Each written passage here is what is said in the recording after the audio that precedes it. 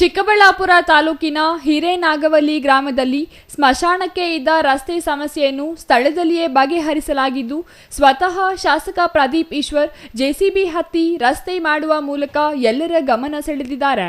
ಈ ಬಗ್ಗೆ ಮಾತನಾಡಿದ ಶಾಸಕ ಪ್ರದೀಪ್ ಈಶ್ವರ್ ಅವರು, ಗ್ರಾಮದಲ್ಲಿ ಹಲವು ವರ್ಷಗಳಿಂದ ಜಮೀನು ಮಾಲೀಕರ ನಡುವೆ ವಿವಾದ ಇತ್ತು.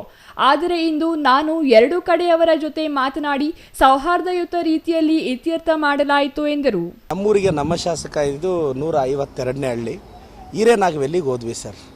ಹಿರೇನಾಗವೆಲ್ಲಿ ಒಂದು 6 ಎಕರೆ 12 ಗುಂಟೆ ಇತ್ತು. ಅಲ್ಲಿ ಸರಿಸುಮಾರು 100 ಜನಕ್ಕೆ ಸೈಟ್ ಇಲ್ಲ. ಇವತ್ತು ಬಡತನದಲ್ಲಿ ಬದುಕ್ತಿದ್ದಾರೆ. ನನ್ನ ಗಮನಕ್ಕೆ ಬಂತು, ನಾನು 6 ಎಕರೆ 12 ಗುಂಟೆನ ಈಗ ನಿವೇಶನಕ್ಕೆ ಅಂತ ಜಿಲ್ಲಾಧಿಕಾರಿಗಳಿಂದ ಆದೇಶ ಮಾಡ್ತಿದ್ದಾರೆ. ಆ ಊರಿಗೆ ಹೋದಾಗ ಒಂದು ಟಿಪಿಕಲ್ ಸಮಸ್ಯೆ ಎದುರಾಯಿತು.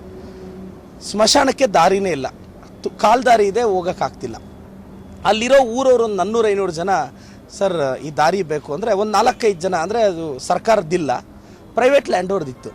ಅಷ್ಟೂ ಜನ ಕೂರಿಸಿ ಸರಿಸಮಾನವಾಗಿ ಆ ಕಡೆ 4 ಕಡೆ ಈ ಕಡೆ 4 ಕಡೆ ಬರಂಗೆ ಮಾಡಿ ಎಲ್ಲರೂ ಮನವೊಲಿಸಿ 5-6 ಜನ ಕುಟುಂಬಗಳನ್ನವರು, ವಿಶೇಷವಾಗಿ ಮುರಳಿ ಅಣ್ಣ ಅಂತ ಅವರು ಮತ್ತು ಕೆಲವರು ಕನ್ವಿನ್ಸ್ ಮಾಡಿ ಆ ದಾರಿ JCB ಬಿಟ್ಟು ಕ್ಲಿಯರ್ ಮಾಡಿ ತೆಗೆದು ಈಗ ಊರಿಗೆ ಸ್ಮಶಾನಕ್ಕೆ ದಾರಿ ನಾಳೆ ರೆಡಿ ಆಗುತ್ತೆ.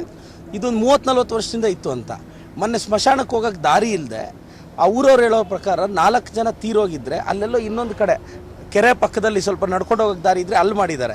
ಈಗಿರೋ ಸ್ಮಶಾನಕ್ಕೆ ಎತ್ಕೊಂಡು ಹೋಗೋಕೆ ಹೈಲಿ ಇಂಪಾಸಿಬಲ್. ಕಾಲು ದಾರಿ ಇದೆ, ಬೆಳೆಗಳಿರುತ್ತೆ, ಒತ್ಕೊಂಡು ಹೋಗೋಕ್ಕಾಗಲ್ಲ ಅಂತ.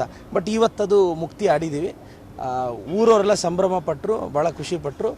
ಸೊ ನಾನೇ JCB ಇಟ್ಕೊಂಡು ಅದು ದಾರಿ ಮಾಡಿಕೊಟ್ಟು ಬಂದೆ ಸರ್.